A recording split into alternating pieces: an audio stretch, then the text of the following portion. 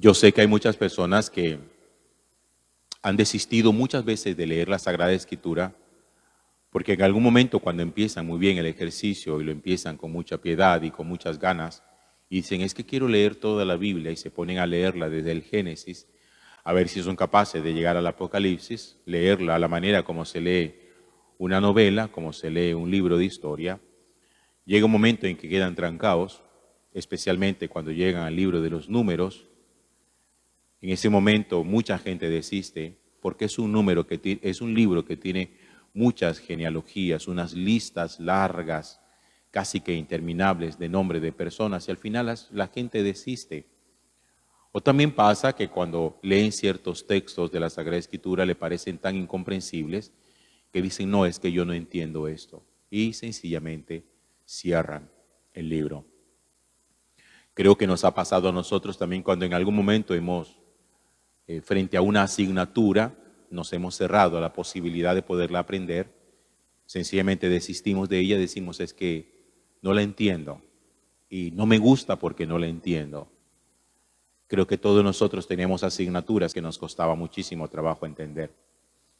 Y nos negamos la posibilidad de poderla aprender, sencillamente porque no las entendíamos y eso nos causó un disgusto.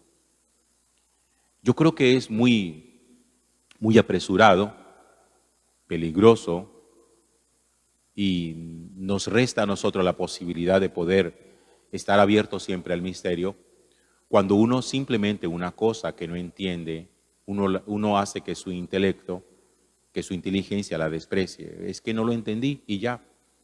Y hay gente que considera que porque hay cosas que no entiende no son válidas. No, el hecho que uno no entienda algo no significa que pierda validez. No se entiende. ¿Y por qué más bien no darnos una pausa, esperar un poco y que haya alguien que nos lo ayude a entender? ¿Recuerdan ustedes ese texto, quienes lo conocen, en el libro de los Hechos de los Apóstoles, donde dice que una vez el Señor inspiró a Felipe, el apóstol, y le dice que se ponga a camino, y en el camino Felipe encuentra a un hombre leyendo un texto del profeta Isaías, dice el texto que era eunuco de Candaces, de la reina Candaces. Y el eunuco, el hombre que iba leyendo el texto, no entendía nada. Felipe se subió al carruaje donde aquel hombre iba leyendo el texto y le preguntó, ¿entiendes algo de lo que estás leyendo? Él dice, no entiendo nada. ¿Puedes tú explicarme? Y Felipe le explica justamente ese texto que hace una profecía sobre la persona de Jesús. Y aquello le parece al eunuco tan iluminador que al terminar el viaje le dice a Felipe, oye, a mí este Jesús me gusta, yo creo en él. ¿Tú crees que yo podría bautizarme? Mire el efecto que produjo una cosa que en principio no entendía y que después de entenderlo abre el corazón y dice, yo me quiero bautizar en el nombre de Jesús. Se bajan del carruaje, Felipe lo bautiza, el Espíritu Santo desciende sobre aquel hombre que regresa contento a su casa y Felipe desaparece. Esa experiencia de a veces no entender cosas, a todos nosotros nos ha pasado. Hay gente que puede ser muy inteligente, hay gente que entiende perfectamente muchas cosas, pero hay otras que no. Insisto que por no entenderlas, uno no las puede simplemente despreciar. Esos textos de la palabra de Dios que no entendemos en el momento, no los desprecie. Me parece soberbio que uno desprecie una palabra que Dios inspira solamente porque uno no la entiende. A mí no me gusta eso de esa parte de la Biblia porque es que yo no la entiendo. Que no la entienda es una cosa y que no le guste es otra cosa totalmente diferente. Ábranse a la posibilidad de que algún día lo puedan entender. Todos nosotros nos hemos encontrado, yo que tengo cierta formación, yo también me encuentro con textos de la Sagrada Escritura que muchas veces son oscuros y me toca ponerme a estudiar, leer un poco de otros especialistas que me han ayudado a comprenderlo y que ha sido interesante el poderlos comprender. Y no por no entenderlos en un momento uno no los toca. De pronto uno puede correr el riesgo de simplemente explicar o de hacer una homilía, una reflexión sobre lo que es fácilmente entendible. Miren, hay textos de la palabra de Dios que ni una homilía tendrían que hacerse. Lo dicho, dicho está, y más claro no canta un gallo. Ahí lo que se dice es lo que se dice, y eso no tiene tanta interpretación. Como cuando Jesús habla del amor al prójimo, habla del perdón a los enemigos, del no cometerás adulterio. ¿Eso qué explicación necesita? Eso no necesita explicación de ninguna clase. Y es mucho más cómodo quedarse uno con esas cosas que no necesitan explicación, que son evidentes en su contenido, a arriesgarse uno a intentar interpretar algo que es un poquito más oscuro, pero que también tiene su razón de ser, porque en la palabra de Dios todo tiene su razón de ser. Fíjense que cuando ustedes quieran hacer el ejercicio, ojalá ustedes pudieran integrar dentro de su proyecto 2024, acercarse a la palabra de Dios, acercarse a la Sagrada Escritura. Pónganse eso como un propósito. Lean diariamente un texto de la palabra de Dios. Pero no lo hagan a la manera como cuando uno quiere leer una novela, desde el principio hasta la conclusión, desde el Génesis hasta el Apocalipsis. Porque no, va a llegar un momento en que se van a reventar y ustedes van a desistir de la lectura. Nosotros tenemos una lectura continua en la liturgia. Los textos que leemos cada día la palabra de Dios. Miren, si uno se disciplina, uno le hace un recorrido a toda la Biblia en 3 años. Leyendo diariamente los textos que se leen en misa. Esos textos están distribuidos de esa manera. En 3 años se hace el recorrido, que es lo que se conoce con el nombre de ciclos. Ciclo A, ciclo B, ciclo C. 3 años se hace una lectura continua, diariamente, disciplinadamente, y usted ha leído de una manera mucho más pedagógica y entendible la palabra de Dios. Pero no desprecie, no deseche. Hay cosas que uno no entiende y usted no puede erigir su intelecto y ponerla como en la cúspide de la sabiduría y decir, es que hay cosas, lo que yo no entiendo, yo no lo acepto. Eso es una necedad. ¿Cómo va uno sencillamente a poner como referente de todo lo entendible su propio intelecto? Eso no se puede hacer. Hay gente que es tan soberbia de su propia sabiduría que dice, no, es que esas cosas yo no las entiendo, esas cosas no me caben a mí en la cabeza. Y si no las entiendo, yo no las voy a aceptar. Si yo no las veo, yo no las voy a creer. No, eso es pura necedad. Porque hay cosas que uno no ve y cree que existen. La gravedad, por ejemplo. ¿Usted cree en la gravedad? Ah, sí, claro. Pero usted ve la gravedad. Usted ve la fuerza de atracción que tiene la Tierra sobre los objetos. No, pero cree en eso, ¿cierto? Ah, sí, claro. Usted ve el oxígeno. Pues de verlo no. Pero usted cree que existe, ¿cierto? Pues sí. Así hay muchas cosas que uno no ve, pero que uno cree que existen. Es como la teoría de la evolución. Hay gente que cree en la teoría de la evolución. ¿Y por qué lo creen? Porque alguien se los dijo. Pero yo les preguntaría a esas personas que creen en la teoría de la evolución, ¿usted ha visto evolucionar a un animal convirtiéndose una criatura en otra? ¿Quién ha visto la evolución? ¿Quién es testigo de la evolución? Nadie. Y hay gente que cree en la evolución, porque eso no es una cosa perceptible a los ojos. Además, si la evolución existiera, eso se transcurre en el proceso de millones de años. Esas son cosas importantes tenerlas en cuenta. Para que cuando lleguen esas crisis de fe y entonces uno termine tirando todo y renegando todo, porque es que yo no las entiendo, es que yo a Dios no lo veo, es que a mí me parece que eso es una fantasía, termina uno convirtiéndose en una persona necia y cerrando el corazón a las posibilidades. Por eso me gusta tanto recordarles a ustedes esa expresión que trae la Sagrada Escritura en varias oportunidades. Miren, María fue una mujer llena del Espíritu Santo. Uno supondría que alguien que está lleno del Espíritu Santo, todas las cosas tendría que entenderlas, ¿o no? Porque el Espíritu Santo nos da a nosotros el don de la sabiduría, el del entendimiento, el del conocimiento. Si alguien está lleno del Espíritu Santo y nadie como María llena del Espíritu Santo,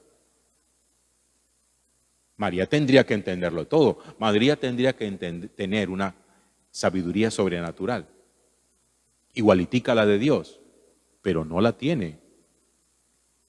Por eso hay cosas que en la Sagrada Escritura, y repite varias veces la frase, que había cosas que María vivía, escuchaba, que no las comprendía.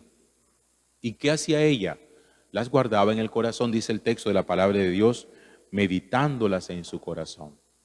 Las cosas que no se entienden en la cabeza, hay que meditarlas en el corazón. Hay cosas que no son comprensibles intelectualmente. Hay cosas que son comprensibles emocionalmente. Como cuando una persona se enamora. Miren, cuando usted se enamora, normalmente su enamoramiento no es racional, es emocional. Pero la persona que le ve a usted enamorada no está haciendo una interpretación emocional, sino racional. Y por eso le pregunta, ¿y tú qué le viste al maluco ese? Que no tiene ni gracia. Y es eso, porque la forma como se interpreta es distinto. Uno intenta interpretar racionalmente, no le encuentra ninguna lógica que tú estés con semejante personaje, pero el otro dice, pues yo qué voy a hacer si yo lo quiero así. La forma interpretativa es distinta. Así nos pasa a nosotros con las experiencias del Señor. La gente que lo ve a uno orando piadosamente y con frecuencia, no lo entiende. O la gente que le ve a usted venir a misa todos los días, no lo entiende. Le dice, pero ¿tú para qué rezas todos los días? Eso no es necesario rezar todos los días. Eso de vez en cuando. ¿O para qué vas a misa todos los días? Eso los domingos o por ahí cuando tengas tiempo. Y hay gente que se incomoda por el hecho de que usted ore seriamente todos los días o participe de la Eucaristía todos los días. Porque la interpretación es distinta. Porque las personas que desde fuera no son capaces de saber qué es lo que usted está viviendo desde dentro y que es desde dentro que usted puede vivir una experiencia con el Señor. El otro que no la tiene, no la interpreta así y por eso le puede incluso llegar a incomodar. Por eso es bonito este texto de San Lucas hoy en el capítulo 2, cuando dice que los pastores, después que los ángeles se les aparecieron, anunciándoles que había nacido el Mesías, llegaron hasta Belén, encontraron a María, a José, el niño acostado en la pesebrera. Y al ver al niño, los pastores contaron todo lo que a ellos les habían dicho. Y dice el texto que la gente quedaba admirada. María, por su parte, conservaba estas cosas, meditándolas en su corazón. Como quien dice, ¿qué significará todo esto? ¿Esto qué querrá decir? María no se puso a despreciar lo que los pastores habían visto y escuchado. María no se puso a decir, ya vienen ustedes con ese cuento, con esa carreta. Eso fue que ustedes se lo imaginaron. No, ella simplemente escuchaba, no entendía en el momento, las guardaba en el corazón y en el corazón las meditaba. No todo se medita en el intelecto. Hay cosas que se meditan en el corazón. No todo se entiende en la cabeza. Hay cosas que se entienden en el corazón. Por eso hay una frase que dice, el corazón tiene razones que la razón no entiende. Eso es la causa. Hay cosas que el raciocinio no entiende, pero el corazón sí los entiende. Y vuelvo al ejemplo de cuando uno se enamora, y me imagino que alguno de ustedes ha vivido esa experiencia, que a lo mejor hoy, con el tiempo, después de guardar eso en el corazón, se ponen a decir, oye, verdad, yo que le vi al tipo ese. Pero en aquel momento no lo veía. Hoy sí lo entiende de una manera distinta, porque le está poniendo raciocinio al asunto. En aquel momento no le ponía raciocinio, le ponía simplemente la emotividad, le ponía sus afectos. El desprecio racional de la palabra de Dios es muy peligroso. Peligroso en cuanto a que usted está cerrándose a la posibilidad de que Dios pueda seducirle en su corazón. ¿Saben por qué? porque Dios seduce en el corazón, el demonio seduce en la razón. Cuando el Satanás tenta a la mujer en el paraíso, Satanás, ¿a dónde le habló a la mujer? Al raciocinio. Y por eso le dice a ella, no es cierto que ustedes morirán, lo que pasa es que Dios es celoso y no quiere que ustedes sean como Él. Ese es un diálogo directo al raciocinio. En cambio, cuando Dios habla, Dios no habla normalmente al raciocinio, Dios habla al corazón. Por eso la palabra dice que Dios seduce, enamora. Y uno no seduce con filosofía. Ningún hombre seduce a una mujer hablándole sencillamente directamente al corazón. Tiene que saber no la seduce hablándole directamente a la razón. Tiene que saber llegarle al corazón. Por eso los varones suelen ser calientaoídos y suelen decir cosas bonitas y seducen diciendo cosas bonitas para que lo que está diciendo llegue al corazón. Así es como se produce esto. Entonces, finalizo. ¿Usted no entiende algo?